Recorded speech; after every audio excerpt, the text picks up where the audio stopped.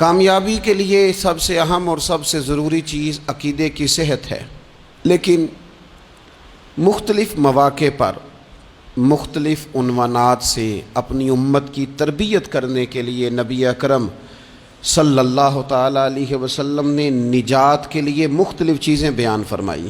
اخلاقیات کے باب میں، روحانیات کے باب میں اور تکمیل کردار کے باب میں وہ ساری باتیں قابل عمل بھی ہیں، قابل توجہ بھی ہیں اور ہماری روزمرہ کی ضرورت بھی ہیں۔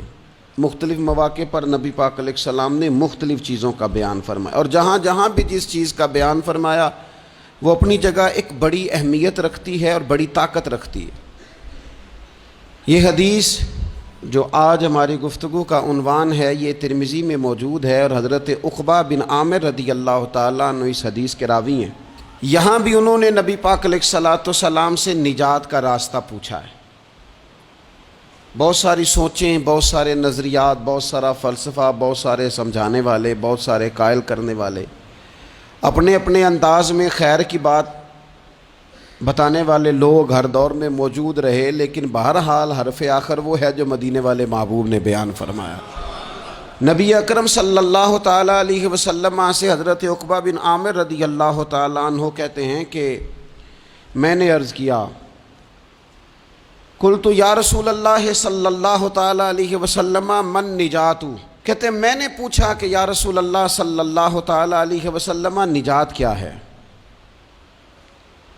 اللہ تبارک و تعالیٰ نے نبی پاک علیہ السلام کو یہ اعزاز عطا فرمایا ہے کہ حضور نہ جوامع الکلم کے ساتھ دنیا میں آئے، اور حضور فرماتے ہیں انا افصح العرب، عرب سارے ہی بڑی فصیح و بلیغ بات کرتے ہیں، کھلی بات کرتے ہیں، لیکن عربوں میں سب سے زیادہ بات کرنے کا سلیقہ اللہ نے مجھے عطا فرمایا ہے۔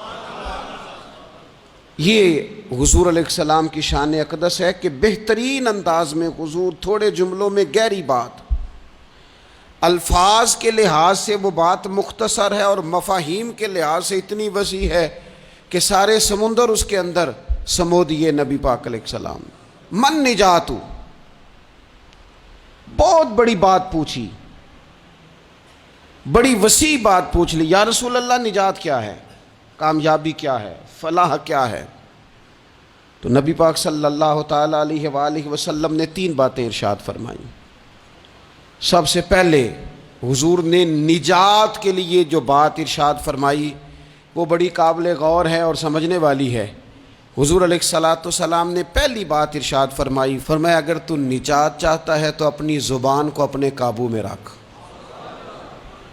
اپنے بولنے پر کنٹرول کر، تول کے بولنا شروع کر، اپنے لفظوں کی حرمت کا خیال کر۔ اپنی زبان پر جو بندہ کنٹرول پا گیا یہ پہلی علامت ہے نجات کی۔ اور ایک مقام پہ نبی پاک علیہ السلام نے یوں بھی بیان فرمایا، فرمایا تم مجھے گارنٹی دو 2 چیزوں کی، اور مجھ سے گارنٹی لے لو جنت کی۔ فرمایا تم مجھے اپنی 2 ٹانگوں کے درمیان شرمگاہ کی اور 2 جبڑوں کے درمیان زبان کی گارنٹی دے دو، اور میں اللہ کا محبوب ہو کے تمہیں جنت کی گارنٹی دیتا ہوں۔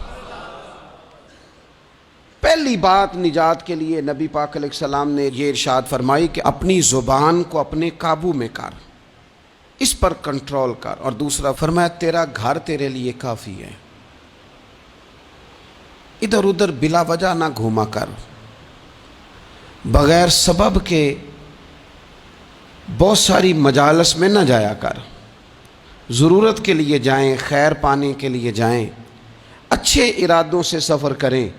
گئے ہمارے صوفیاء علماء دور دراز کے سفر کیے محدثین نے، کس لیے؟ حضور کی احادیث کو جمع کرنے کے لیے، نبی پاک علیہ السلام کے فیضان سے حصہ پانے کے لیے۔ لیکن فرمایا ادھر ادھر نہ، کچھ لوگوں کو بڑا شوق ہوتا ہے، اس مجلس میں بھی جائیں گے، اس محفل میں بھی جائیں گے، اس کی بھی سنیں گے، اس کی بھی سنیں گے، نتیجہ یہ رہے گا کہ بے یقین ہو جائیں گے، اپنے گھر سے نکلیں گے، گھر گھر پھریں گے، کسی گھر کے نہیں رہیں گے۔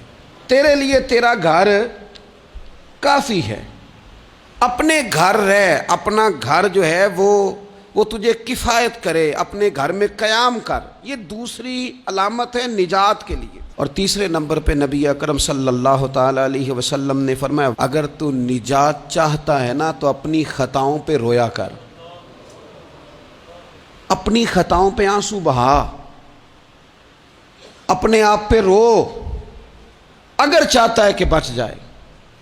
تین چیزیں نبی پاک علیہ الصلوۃ والسلام نے بیان فرمائیں، زبان کو قابو میں کرو، اپنے گھر میں قیام کرو، اور فرمایا کہ تم اپنی خطاؤں پہ رویا کرو۔ یہ تین اگر چیزیں تمہیں میسر آتی ہیں تو پھر رسول پاک علیہ السلام کی زبان فیض حق کے ترجمان سے گارنٹی مل رہی ہے کہ اللہ اس بندے کو نجات عطا فرمائے گا۔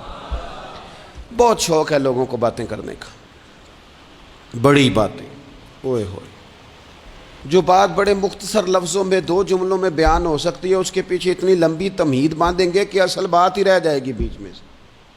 گفتگو، بات، بولنا، یعنی بات ہو رہی ہے، گفتگو ہو رہی ہے 2 لوگوں کے بیچ، اور کوئی دانا آدمی بات کر رہا ہے تو فٹافٹ مداخلت کریں گے اور جملہ پھینکیں گے، کہیں گے قطع کلامی معاف، اور اپنی بات شروع کر دیں گے۔ تو میں کئیوں کو روک کے کہتا ہوں کہ پہلے آپ پوچھ تو لیں ہم نے معاف کیا بھی ہے کہ نہیں۔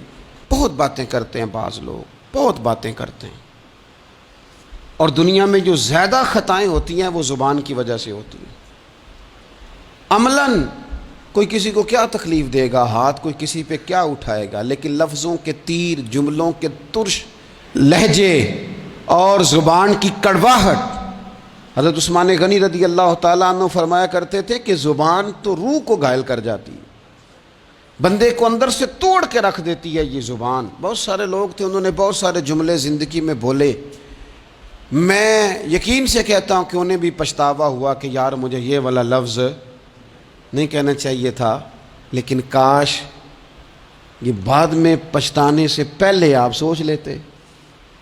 اور بہت سارے لوگ ایسے ہیں جو مجھے پتہ ہے جو وہ کہہ رہے ہیں وہ معافی ضمیر ان کا نہیں ہے، وہ ان کے خیالات نہیں ہوتے، لیکن وہ کہہ دیے انہوں نے، اور کہنے کے بعد اندازہ ہوا کہ یہ ہمیں کہنا نہیں چاہیے تھا۔ دوسرا ارشاد فرمایا کہ تو اس طرح کر، اپنے گھر کو نہ لازم پکڑ لے، تیرا گھر تیرے لیے بہتر ہے، تیرا گھر تیرے لیے کفایت کرنے والا ہے۔ شریعت اسلامیہ میں نا رہبانیت منع ہے، سارے حقوق چھوڑ کے بندہ گھر میں بیٹھ جائے، حجرے میں بیٹھ جائے، یہ منع ہے، لیکن کچھ دیر کے لیے وَتَبَتَّلْ إِلَيْهِ تَبْتِيلًا، سب سے کٹ کر اللہ کے ساتھ جڑ جاؤ۔ قرآن مجید نے کہا وہ کیا ہے کہ کچھ دیر کے لیے خلوت ضرور اختیار، جیسے آپ اعتکاف میں بیٹھے ہیں، سب سے کٹ کے اللہ کے گھر آ گئے، یہ کچھ دیر کے لیے یہ کام کرنے کا ضرور حکم دیا گیا ہے۔ آپ دیکھیے حضرت موسیٰ علیہ السلام، اسلام میں رہبانیت نہیں، سارے حقوق چھوڑ کے جانا نہیں، لیکن کچھ دیر کے لیے، تھوڑی دیر کے لیے حضرت موسیٰ علیہ السلام 40 دن کے لیے گئے نا کوہ طور پہ، پھر اللہ نے تو رات عطا فرمائی۔ وَإِذْ وَعَدْنَا مُوسَىٰ 40 لَيْلَةً، ہم نے موسیٰ علیہ السلام سے 40 راتوں کا وعدہ لیا۔ نبی پاک علیہ السلام کتنے دن جا کے پہلے غار حرا میں بیٹھے، پھر اللہ تعالیٰ نے وحی عطا فرمائی۔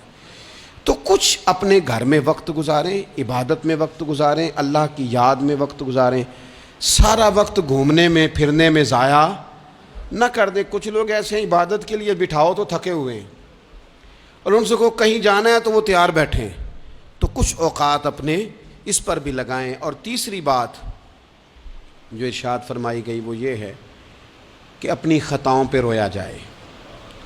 ہم نہ بڑا تبصرہ کرتے ہیں، بڑا رونا آتا ہے کسی کی مظلومیت پر، کسی کے دکھ پر، ملکی حالات پر، لوگوں پر، اچھی بات ہے، لیکن نجات کے لیے ضروری ہے کہ انسان اپنی خطاؤں پر بھی روئے۔